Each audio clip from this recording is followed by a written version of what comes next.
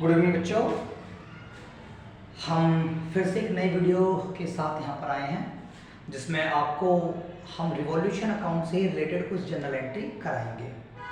मेरी last video बनाते वक्त मैंने आपको कुछ इस तरह का क्वेश्चन कराया था जिसमें रिवॉल्यूशन अकाउंट और उसकी जनरल एंट्री पास करवाई थी। लेकिन लास्ट टाइम एंट्री बनाते जब मैं आपको वीडियो बना रहा था उस टाइम कुछ टेक्निकल इशू के कारण मैं आगे का पार्ट दिखा नहीं पाया था, कुछ खराबी आ गई थी। तो जो हमारा पार्ट रह गया था वो ये था कि जो प्रॉफिट डिस्ट्रीब्यूट होता है रिवैल्यूएशन अकाउंट में उस प्रॉफिट की जनरल एंट्री कैसे करते हैं। तो उसको ही मैं आगे बता रहा हूँ, उसकी जनरल एंट्री किस तरीके से होनी है। वैसे तो मैंने आपको बताई थी जैसे revaluation to stock, revaluation to furniture, revaluation to provision, इस तरीके से समझाया था।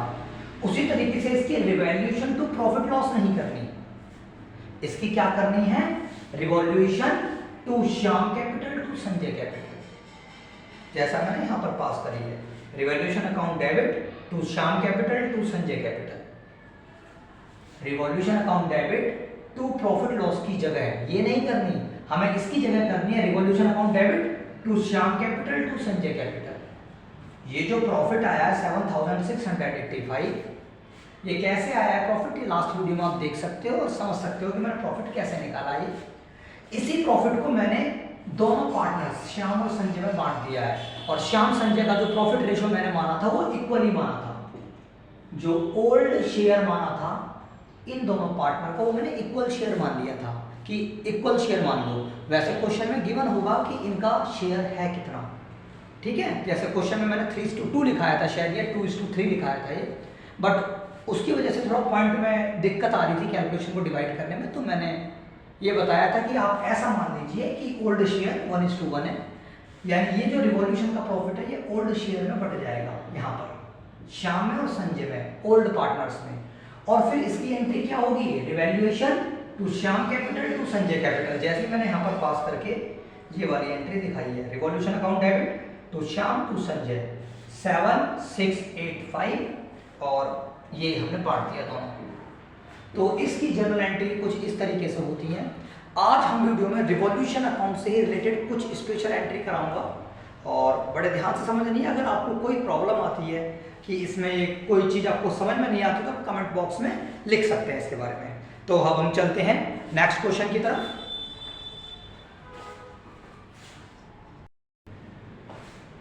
तो बच्चों आज जो क्वेश्चन है वो रिवॉल्यूशन अकाउंट की जनरल एंट्री के ऊपर ही है। थोड़ा सा टिपिकल टाइप क्वेश्चन है, थोड़ा सा जो पेपरों में मोस्टली जनरल एंट्री के लिए आ जाते हैं क्वेश्चंस, उसी को मैं यहाँ पर समझा रहा हूँ। एक बार सब बच्चे जरा ध्यान से समझेंगे इसको। X and Y are partner in a firm sharing profit loss 3:2. They admit Z for 1/4 share at the time of Z admission.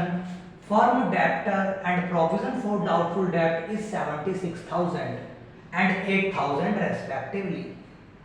6,000 debtor proved bad and new provision of 5% is created on sundry debtor.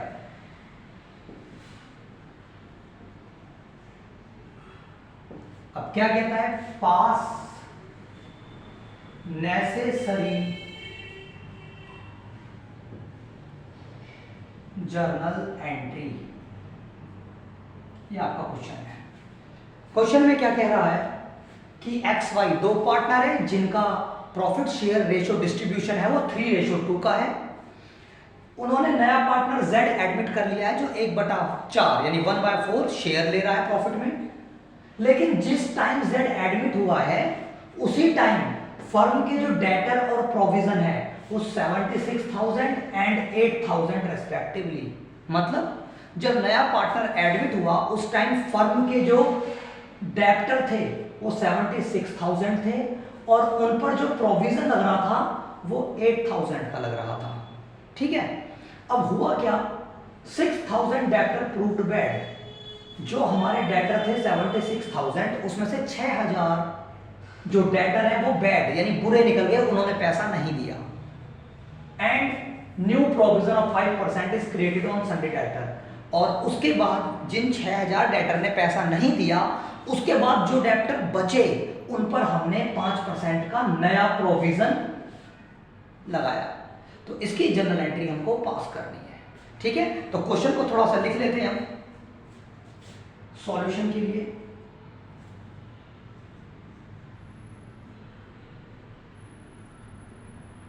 सबसे पहले हम देखते हैं कि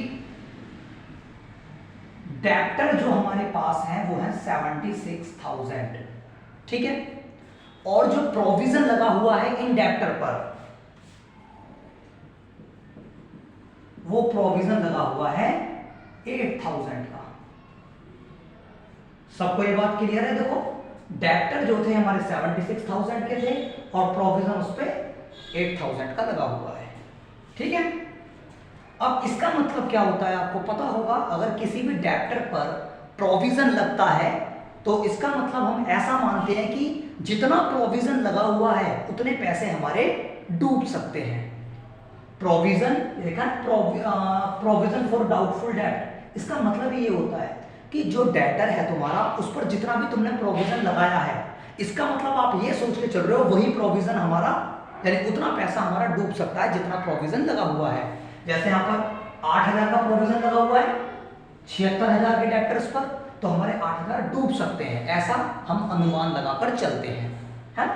okay, अब नीचे question में कहता है कि जो बैड डेप्ट हो गए हैं, बैड डेप्ट हो गए 6,000, यानी जब नया पार्टनर एडमिट हुआ और जब हमने दोबारा से रिवैल्यूएशन करी अपनी असेट्स लायबिलिटी, तो उसमें हमको पता चला जो डेप्टर हैं उन डेप्टर में से 6,000 पैसे बैड डेप्ट, बैड डेप्ट मतलब डूब गए, वो हमें मिलने वाले नहीं है। तो क्वेश्चन में लिखा है, देखो फुल स्टॉप के बाद 6,000 डेप्टर प्रूव्ड बैड, कि 6,000 डेप्टर तो मर गए, डूब गए, वो पैसे डूब चुके हैं, तो 6,000 हमारे डूब चुके हैं, डूब गए। उसके बाद क्वेश्चन में कहता है कि अब जो भी डेप्टर तुम्हारे बचे हैं उस पर तुम्हें 5% का प्रोविजन और बनाना है। तो न्यू प्रोविजन जो हमें बनाना है वो बनाना है 5% का। कितने का बनाना है न्यू प्रोविजन? 5% का बनाना है। ठीक है, तो ये क्वेश्चन की समरी मैंने एक बार समझाइए। अब स्टार्ट करते हैं आगे की तरफ। हमें करना क्या है, हमें यहां पर यह पता करना है कि अब हमें नया प्रोविजन कितना बनाना है। ठीक है ना, पुराना प्रोविजन हमारे पास 8,000 था, यानी हमने ऐसा मान के चले थे कि 8,000 रुपए हमारे डूब जाएंगे, लेकिन डूबे कितने? सिर्फ 6,000। हमारे जो पैसे डूबे सिर्फ 6,000 डूबे, और हमने सोचा था 8,000 डूब गए हैं, तो इसका मतलब हमें 2,000 का अभी भी फायदा है अगर देखा जाए। तो हमारे पास रिमेनिंग प्रोविजन, जो हमारे पास प्रोविजन बच गया है, पहले कितना था प्रोविजन?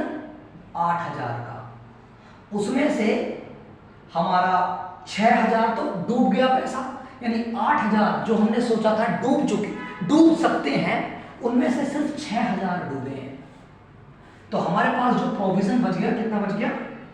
2,000 का। ठीक है बच्चों, ये हमारा रिमेनिंग प्रोविजन आ गया।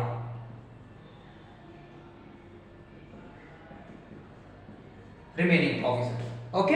अब इसके बाद हम देखते हैं कि क्वेश्चन में कहा है कि नया प्रोविजन 5% तक बनाना है। कितना बनाना है? 5% तक नया प्रोविजन बनाना है। अब हम एक बात जानते हैं, हमारे पास रिमेनिंग डेटर कितने हैं? Remaining debtor 76,000 minus 6,000। मैंने क्वेश्चन में अभी बताया था कि हमारे जो डेटर थे 76,000 थे, उस पर 8,000 का प्रोविजन था, लेकिन 76,000 डेप्टर में से 6,000 डेप्टर डूब चुके हैं, वो पैसा मर चुका है, यानी हमारे पास जो डेटर बचे हैं वो बचे हैं कुल 70,000 के। कितने के बचे हैं बच्चों? 70,000 के। ठीक है ना, तो ये 70,000 के डेटर हमारे पास बचे हैं। अब आगे हमें जो नया प्रोविजन बनाना है वो इन्हीं बचे हुए डेप्टर्स पर बनाना है। तो यहां पे लिखते हैं न्यू प्रोविजन। न्यू प्रोविजन कितना है? न्यू प्रोविजन 70,000 का 5%। क्वेश्चन में कहा है ना कि नया प्रोविजन 5% बनेगा, और प्रोविजन किसके ऊपर बनते हैं? जो प्रोविजन फॉर डाउटफुल डेब्ट बनते हैं वो हमेशा डेटर के ऊपर बनते हैं, और हमारे डेटर कितने बचे हैं? कुल 70,000। तो इनके ऊपर 5% का प्रोविजन बना है। इसको डिडक्ट कर दीजिए, यहाँ से कितना बचा? 735। यानी हमारे पास जो नया प्रोविजन अब बनेगा वो 3500 रुपए का बनेगा। नया प्रोविजन 3500 का बनेगा। लेकिन एक बात बताओ, हमारे पास पुराना जो प्रोविजन था जो 8000 था, उसमें से 2000 बच गए थे। हमारे पास पुराना प्रोविजन 8000 था, उसमें से 6000 का ही नुकसान हुआ था, तो 2000 का हमारे पास प्रोविजन बचा हुआ है। तो ये जो प्रोविजन बचा हुआ है 2000 का, लेकिन हमें नया प्रोविजन कितना चाहिए? 3500। तो 2000 तो पहले से है हमारे पास, तो इसमें हम 1500 और जोड़ देंगे तो हमारा 3500 प्रोविजन हो जाएगा। तो अब यहां पे लिखता हूं रिक्वायर्ड प्रोविजन, जो हमको प्रोविजन चाहिए, रिक्वायर्ड प्रोविजन वो कितना होगा? 3500 हमको चाहिए, लेकिन 2000 हमारे पास ऑलरेडी है, तो हमें और प्रोविजन जो चाहिए 1500 ही चाहिए। हमें वैसे न्यू प्रोविजन तो 3500 बनाना था, लेकिन 3500 में से 2000 तो हमारे पास है ना, पहले से रुपए रखे हुए हैं, तो उसमें बस 1500 और जोड़ दो, 3500 के इक्वल आ जाएगा। हमारा प्रोविजन पूरा 3500 का बन गया, लेकिन हमें जो रिक्वायर्ड प्रोविजन चाहिए था वो 1500 चाहिए था। ठीक है, अब इसकी जनरल एंट्री पास करते हैं कि जनरल एंट्री कैसे होगी।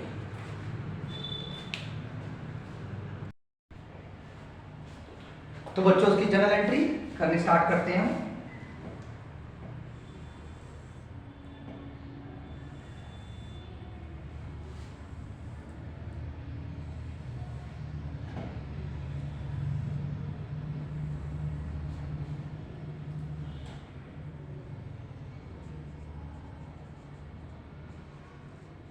Particular LF debit amount, credit amount, और ये जर्नल, यहां पर date, particular LF debit amount, credit amount. थोड़ा सा छोटा बन गया।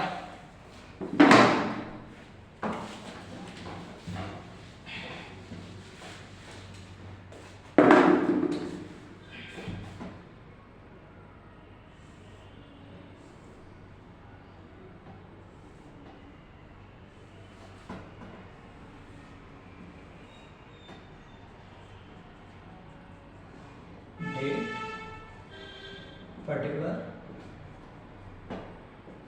डेबिट अमाउंट और credit amount, journal.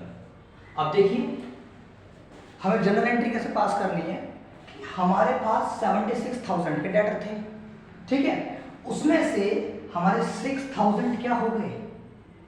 Bad debt हो गए, यानी 6,000 रुपये डूब चुका है। अब आपने अगर 11th का बेसिक आपको याद हो, जब भी हमारा नुकसान होता है तो उस नुकसान को हम डेबिट करते हैं, ठीक है। तो हमारा जो पैसा डूब गया है वो 6,000 डूब चुका है, और किस नाम से है वो नुकसान? बैड डेट के नाम से। तो पहली एंट्री क्या होती है, क्योंकि नुकसान हो रहा है, बैड डेट अकाउंट डेबिट, कितनी है? 6,000 का नुकसान हुआ है, to debtor account 6,000 being loss due to bad debt। तो एंट्री कैसे करिए, दोबारा समझा रहा हूं मैं कि हमें नुकसान हुआ था 6,000 का, और हमेशा नुकसान को डेबिट करते हैं, तो वो हुआ है बैड डेब्ट के नाम से डेबिट, क्योंकि नुकसान किस कैटेगरी का था? बैड डेब्ट की कैटेगरी का। तो बैड डेब्ट account debit 6,000 to debtor. Debtor इसलिए क्रेडिट कराए क्योंकि डेटर हमारी असेट्स होती है, और यदि असेट्स कम होती है तो वो हो जाती है क्रेडिट, ठीक है ना। ये 11th क्लास का अकाउंटिंग जर्नल एंट्री का बच्चों रूल है। मैं बता रहा हूं दोबारा कि यहाँ पर डेटर क्रेडिट इसीलिए हुआ है क्योंकि डेटर होती है असेट्स, और बैड डेब्ट के कारण वो डेटर कम हो गए, और जब भी असेट्स कम होती है तो वो होती है क्रेडिट। तो इसीलिए नुकसान होते हैं डेबिट, और असेट्स कम हो जाती है तो वो होती है क्रेडिट। इसीलिए पहली एंट्री हुई bad debt to debtor. Okay, उसके बाद हम दूसरी एंट्री पे चलते हैं। हमने क्या करा, हमने जो हमारा रिक्वायर्ड प्रोविजन आया था 1500 का आया था, अब प्रोविजन हमारा 1500 को आया है ना। अब ये जो 1500 का प्रोविजन है ये कहां पर जाता है, मैंने जब रिवैल्यूएशन अकाउंट समझाया था तो आपको बताया था यदि प्रोविजन इंक्रीज हो रहा है तो रिवैल्यूएशन अकाउंट में क्रेडिट साइड आएगा, डेबिट साइड आएगा, ठीक है। जब प्रोविजन इंक्रीज होता है तो रिवैल्यूएशन अकाउंट में डेबिट साइड आएगा। मैंने लास्ट फॉर्मेट भी बना रखा है, लास्ट वीडियो में आप देख सकते हैं।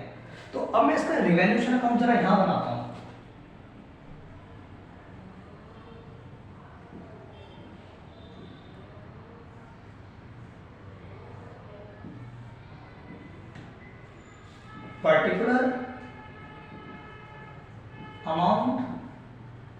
पर्टिकुलर अमाउंट क्रेडिट साइड और डेबिट साइड। एक बार जरा देखो सबको क्लियर है बच्चों ये, हाँ ये क्लियर आ रहा है। तो